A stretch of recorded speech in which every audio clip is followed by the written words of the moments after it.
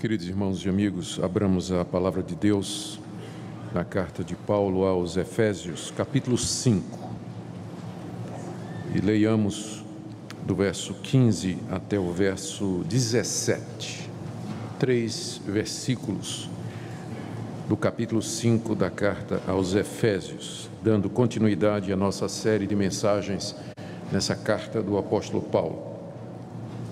Efésios 5, de 15 a 17. Portanto, vede prudentemente como andais, não como nécios, e sim como sábios, remindo o tempo, porque os dias são maus. Por esta razão, não vos torneis insensatos, mas procurai compreender qual a vontade do Senhor. Até aqui a leitura da palavra de Deus. Vamos orar pedindo que o Espírito Santo ilumine o nosso entendimento na compreensão da santa palavra do nosso Senhor. Ó Deus, pedimos que Teu Espírito Santo esclareça a nossa mente, abra os olhos do nosso coração, para que vejamos as maravilhas da Tua lei, para que possamos compreender o Evangelho e as Tuas orientações, os Teus mandamentos, ó Deus, que nos são dados para viver aqui nesse mundo. Eu peço, Senhor, que nessa noite todos nós possamos ouvir a Tua voz e aquietar o nosso coração diante de Ti, aprender do Teu Espírito Santo, consertar os nossos caminhos, renovar a nossa fé. É o que pedimos por amor de Jesus. Amém. Queridos, aqui na passagem que eu li para vocês, o apóstolo Paulo está desenvolvendo as implicações do que ele tinha dito na passagem anterior e que nós vimos na última exposição da carta.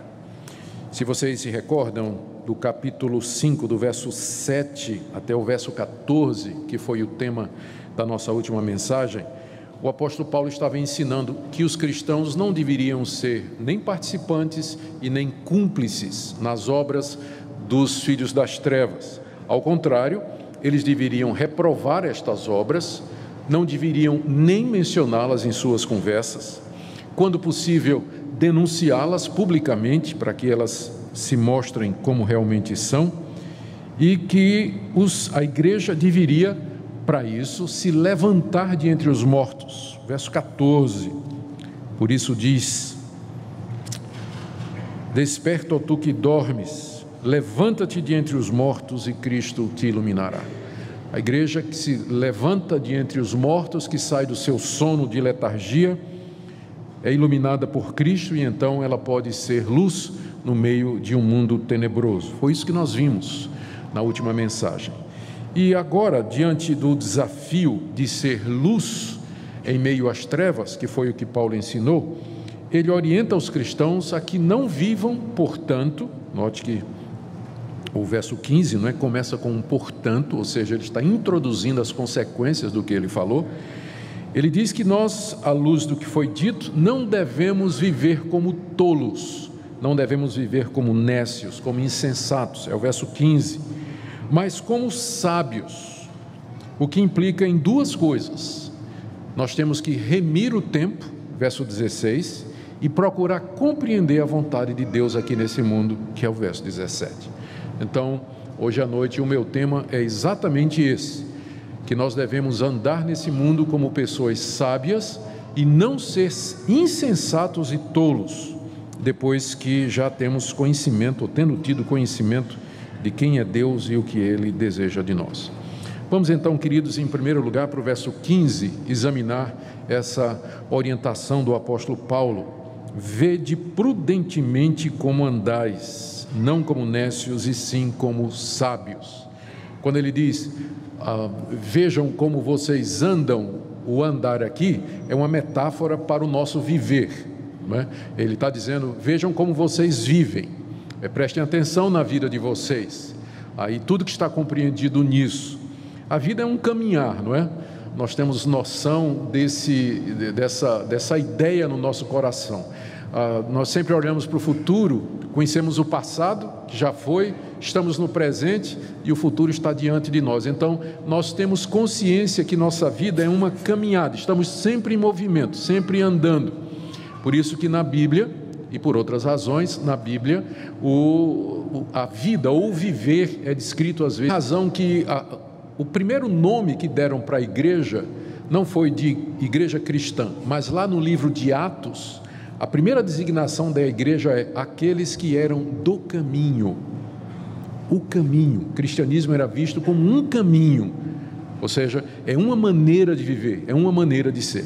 Então, quando Paulo diz aqui, prestem atenção como vocês andam, ele está dizendo, prestem atenção como vocês vivem, a vida de vocês aqui nesse mundo.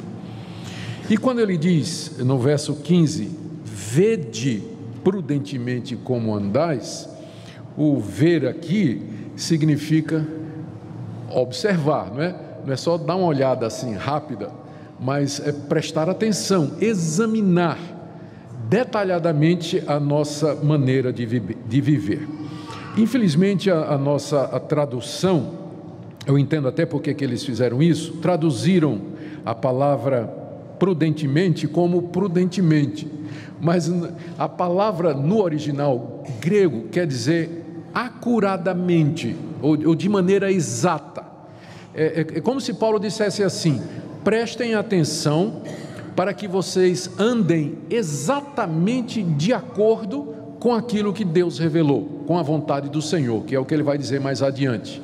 Ou seja, preste atenção, analise, examine e tenha um cuidado para que a vida de vocês, o andar de vocês, esteja de acordo com aquilo que Deus nos revelou. Isso é o que o prudentemente significa. Eles traduziram prudentemente porque quem vai querer viver nesse mundo exatamente como Deus mandou, esse é prudente.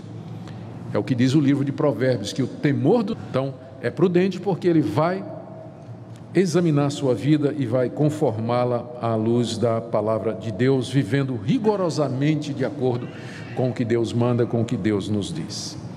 Então, é isso aí, a ordem que nós temos. Note que em seguida, depois de dizer, vejam prudentemente como vocês andam, ele explica, não é? Não como nécios, mas como sábios. O nécio é o tolo, é o insensato. E essa tolice aqui, que Paulo diz que nós não devemos nos engajar nela ou viver como tolos, não é simplesmente uma bobagem que as pessoas fazem, do tipo, todo mundo conhece a parábola das 10 virgens que Jesus contou. Tinha uma festa de casamento, 10 virgens foram convidadas e 5 delas eram prudentes e levaram as lâmpadas com óleo, não é? E as outras 5 eram tolas, eram nécias, e esqueceram de levar o óleo para a lâmpada. E na hora lá em que elas estavam esperando, porque festa de casamento durava 7 dias, né? O noivo chegava a qualquer hora, esperando, o noivo não chegava, o óleo acabou, as prudentes tinham levado o óleo, as tolas tinham esquecido, e aí então o noivo demorou e elas ficaram sem óleo, né? Elas são chamadas de as virgens nécias ou tolas. Mas aquela tolice ali foi uma distração, não é? Foi uma falta de... Não é esse tipo de tolice que Paulo está falando aqui. A insensatez aqui é de alguém que sabe qual é a vontade de Deus e teima em fazer o que é errado. É um tolo nesse sentido. É alguém que conscientemente, tendo ciência de quem é Deus, o que é o Evangelho, essa pessoa ainda assim resolve viver de maneira contrária a Deus, como quem diz assim, eu vou aceitar, encarar as consequências ou coisas dessa natureza. Nós temos alguns exemplos desse tipo de tolice. Lá no segundo livro de Samuel, capítulo 24, nós temos uma declaração do rei Davi, depois que ele fez uma bobagem. Qual foi a bobagem? Ele era rei de Israel, Deus estava abençoando o seu reinado, e ele então se encheu de orgulho, e ele disse, eu vou contar quanta gente tem no meu reino. Fazer um censo não é errado, mas a motivação de Davi era errada. Ele queria ver a grandeza do seu reino, e mandou Joabe, o seu general, contar todas as pessoas de Israel. O censo levou mais de um ano, e finalmente Joabe trouxe um número. Olha, em Judá nós temos tanto, em Israel nós temos tanto. E diz lá o texto de 2 Samuel 24:10, que o coração de Davi se apertou depois que ele fez isso. E ele orou e disse, Deus me perdoa, porque eu procedi loucamente. Eu fui um insensato, eu fui um nécio. Então é nesse sentido, quando alguém faz uma bobagem espiritual diante de Deus, quando alguém faz o que não devia fazer à luz da verdade de Deus, a pessoa que conhece o Evangelho. Querem outro exemplo? A mulher de Jó. A mulher de Jó, todo mundo sabe a história de Jó. Era um homem que temia Deus, era um homem justo, fazia o que é reto. Todas aquelas desgraças vieram sobre Jó como uma provação sobre ele. A mulher de Jó, que eu acho que a maior tentação não foi ele ter perdido os bens, os filhos e todas as propriedades, mas ter esse tipo de mulher no pé do ouvido dele na hora da desgraça. A mulher chegou e disse: ô Jó, você ainda continua acreditando em Deus? Amaldiçoa esse Deus e morre. Qual foi a resposta de Deus? Como qualquer doida você está falando, mulher. Você é doida, você é louca, você é nécia, você é insensata. Esse tipo de insensatez que a Bíblia proíbe. Quer um outro exemplo?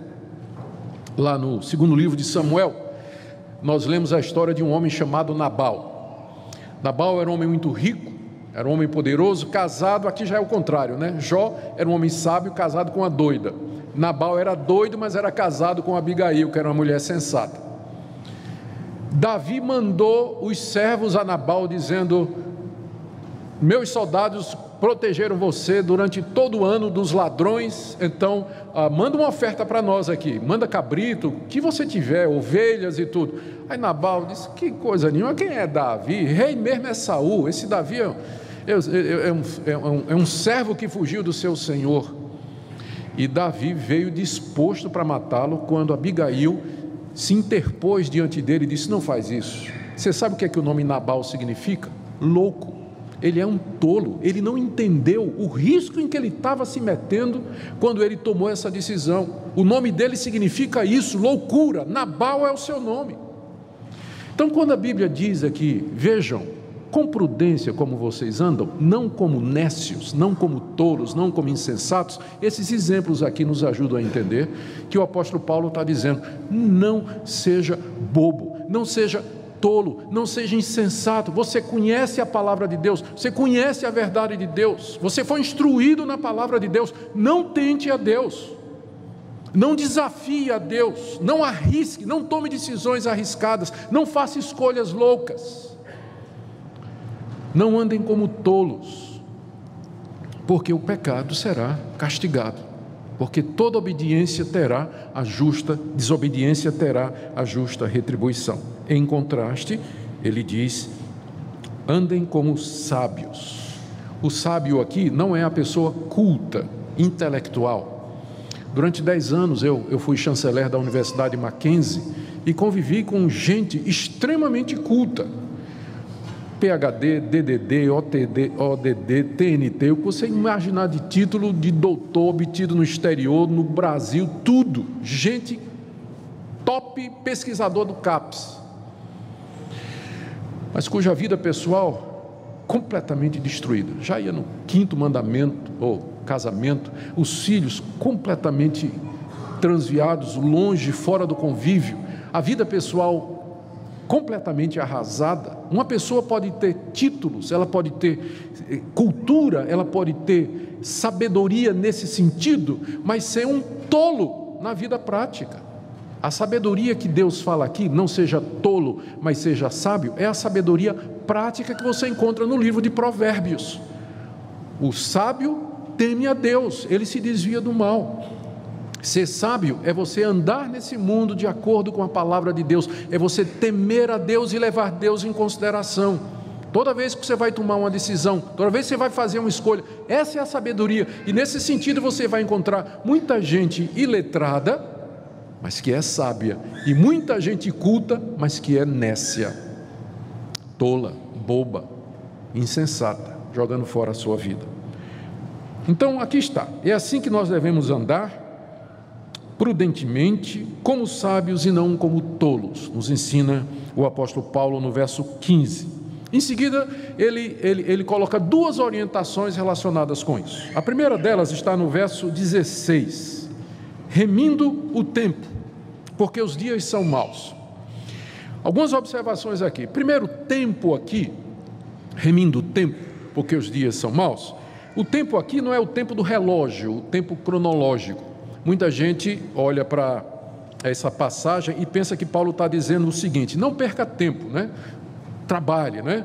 Você, né? Não chega atrasado, né? Ou alguma coisa desse sentido. Não, o tempo aqui não é o tempo de relógio, mas é o tempo ocasião. Há duas palavras na língua grega para tempo. E a palavra que Paulo usa aqui, ela significa não tempo cronológico, mas a oportunidade, ocasiões que nos acontecem durante a vida, ou ocasião oportuna, ou a oportunidade que o tempo nos oferece. Segunda coisa que é preciso observar é que a palavra remir significa comprar. Comprar, literalmente, comprar na praça. A palavra praça está na raiz aqui do remir. Por quê? Porque na época de Paulo, no Antigo Oriente, o comércio era na praça. Ainda hoje tem em Goiânia aqui, né? Quando chega fim de semana, pelo menos sábado, lá perto do meu prédio, tem uma rua pertinho de uma praça que no sábado de manhã já começa com a feira, né? E o pessoal vai lá. Então, antigamente, ir na praça era o sinônimo de eu vou fazer compras. Onde é que você vai, mulher? Eu vou na praça. O marido já segurava o cartão de crédito, porque sabia que a mulher ia para a praça. Então, era na praça que se faziam as transações comerciais. Então, por isso que literalmente aqui está dizendo, a palavra remir é tirar da praça. E é claro, mediante o pagamento. Daí a ideia de remir, de resgate. Uma das coisas que você podia comprar na praça era escravos. Os escravos eram colocados à venda e o escravo pertencia ao seu dono, que tinha direito de vida e morte sobre ele. Se você queria comprar um escravo, você pagava o preço do resgate daquele escravo e ele passava a ser seu e você o levava para casa, você o redimia, você o resgatava do antigo dono e o levava como sua posse. Esse verbo que aparece aqui, quando ele diz remindo o tempo, essa ideia de você ir na praça e resgatar alguma coisa que antes pertencia a uma outra pessoa. E a gente fica pensando, mas como? Em que sentido? Isso está explicado quando ele diz, porque os dias são maus. Quando ele fala isso, porque os dias são maus, ele está se referindo, os dias aqui é o período em que nós vivemos, entre a primeira vinda de Cristo e a segunda vinda de Cristo. A Bíblia sempre se refere a esse período entre as duas vindas como sendo o presente século, como sendo um período de trevas, como sendo um período de domínio do pecado, o crescimento do reino do anticristo. É um período marcado por tentações, provações, é o que Jesus chamou de o princípio das dores. Os dias são maus. Nós estamos vivendo a última etapa da história desse mundo, que será encerrada com a vinda de Cristo. E até lá, o mundo é marcado pela apostasia, perseguição, crescimento do pecado, incredulidade, materialismo, egoísmo, relativismo, enfim, todas estas ameaças que têm estado presentes durante a história da vida cristã, desde o seu começo até o dia de hoje.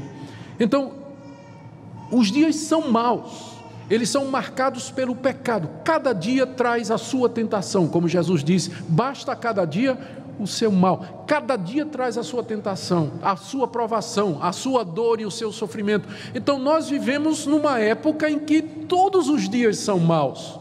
O que nós temos que fazer então é remir o tempo, resgatar as oportunidades da história e das ocasiões que estão debaixo dos poderes das trevas. Deixa eu dar um exemplo.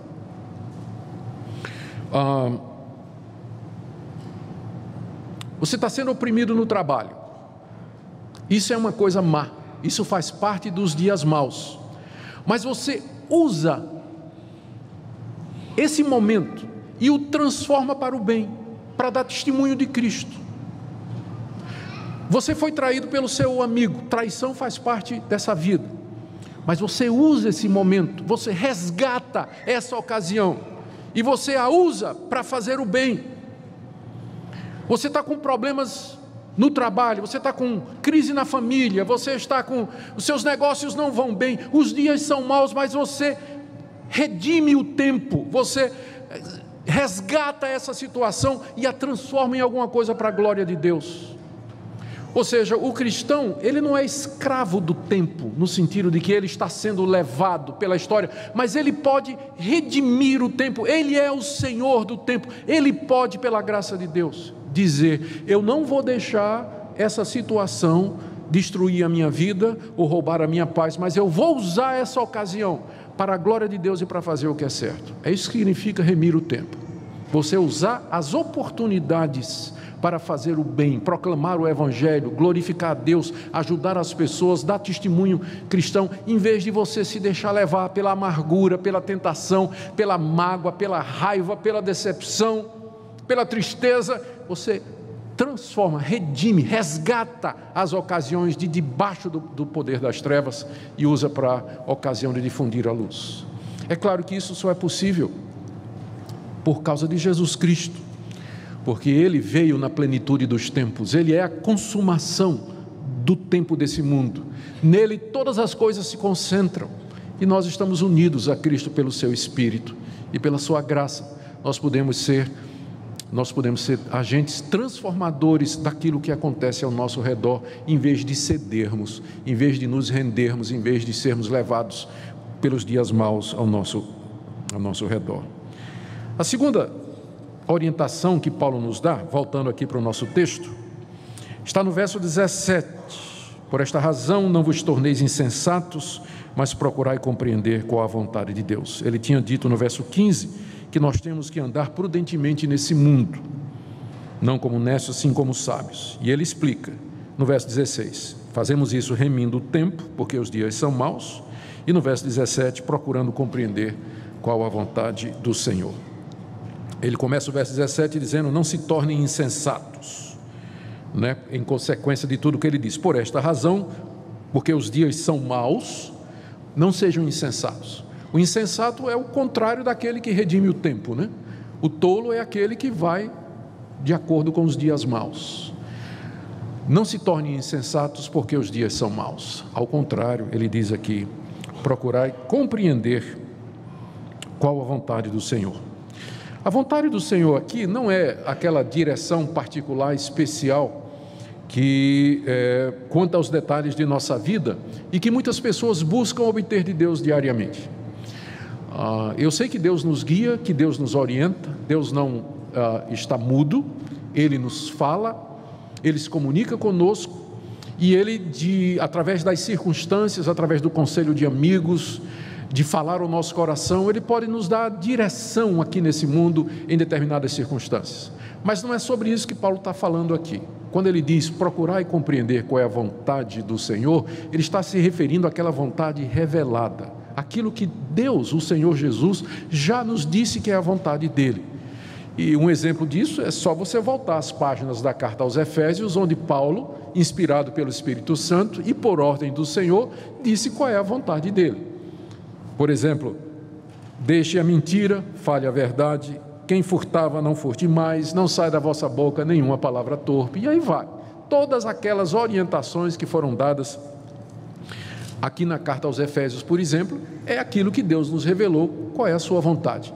Em termos práticos, procurar compreender a vontade do Senhor significa aplicar a estas circunstâncias, quando chega o dia mau, ou quando dentro do dia mau as ocasiões aparecerem, você compreender qual é a vontade do Senhor para aquela situação. Por exemplo, você está sendo perseguido, qual é a vontade do Senhor quando eu estou sendo perseguido? O que é que a Bíblia me diz? Ou então você está doente, o que é que a Bíblia me diz? Qual é a vontade de Deus? Como eu devo reagir? Ou então estou tendo um conflito com minha mulher, estou brigando com meu marido, o que é que a Bíblia diz? Qual é a vontade dele? Como é que eu resolvo isso? Meus negócios estão indo muito mal, o que é que Deus tem para mim aqui? Como eu devo reagir? Ou o meu filho saiu de casa, está tomando drogas. Meu Deus, como é que eu faço? Qual é a vontade do Senhor para que eu faça isso? Estou sozinho, estou abandonado, não tem ninguém na minha vida. Qual é a vontade do Senhor para mim? Fui traído por um amigo, como é que eu faço agora? Estou magoado, alguém me ofendeu. Ou seja, é isso que significa você procurar compreender qual é a vontade do Senhor para cada momento desses dias maus, para que você proceda como um sábio e não como um tolo. Um tolo é alguém que diz assim: eu não quero saber o que é que Deus está dizendo, eu vou fazer o que é que eu acho. Vou fazer o que é que eu acho. Meus negócios estão indo ruim, eu vou mentir aí com relação aos impostos, né? vou fazer uma falcatrua aí para eu pagar menos impostos, afinal tem que sobreviver ou não. A pessoa não quer nem saber o que é que Deus diz, não é, a respeito desse tipo de coisa. Parte dos sermos sábios, além de remir o tempo, é compreender a vontade de Deus para cada momento da nossa vida. E é isso que significa: vejam prudentemente como vocês andam.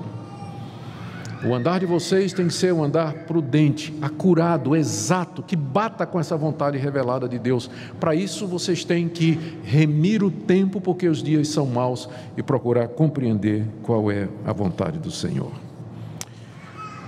Eu quero terminar aqui, primeiro, com uma palavra àqueles queridos que aqui se encontram nessa noite e que têm andado de maneira tola, de maneira nécia, de maneira insensata.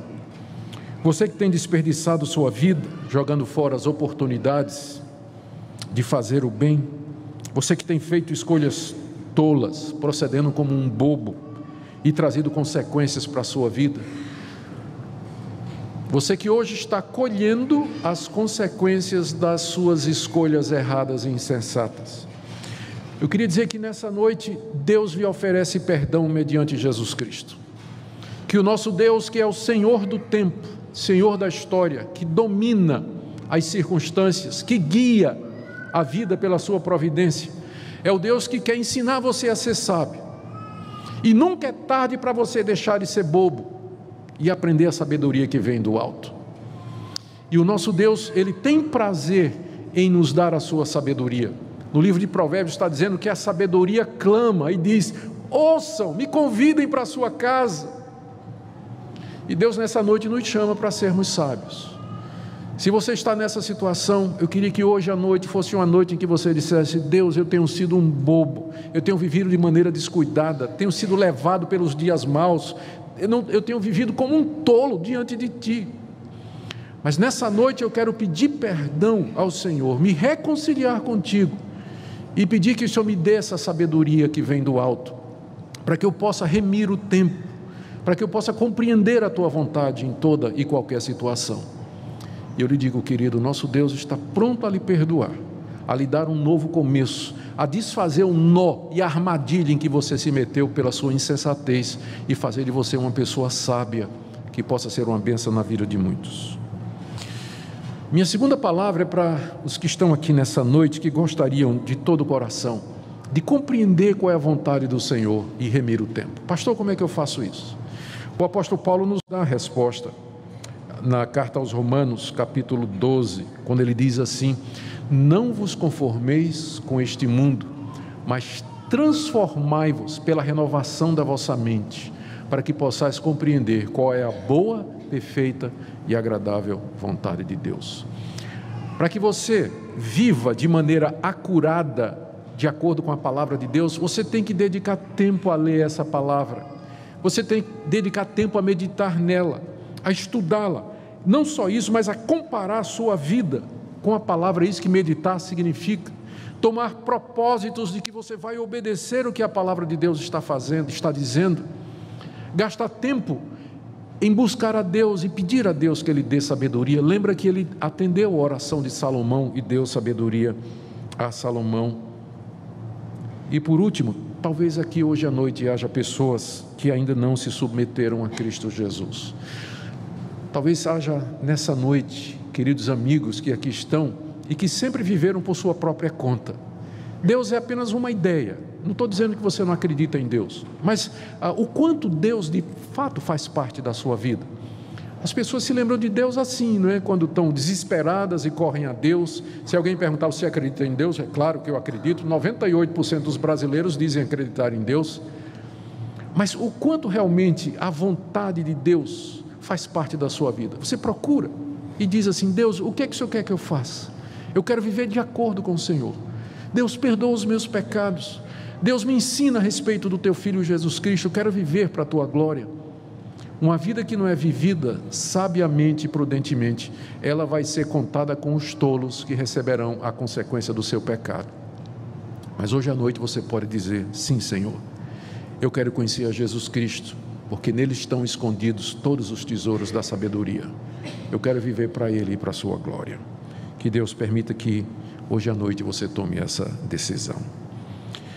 Vamos orar?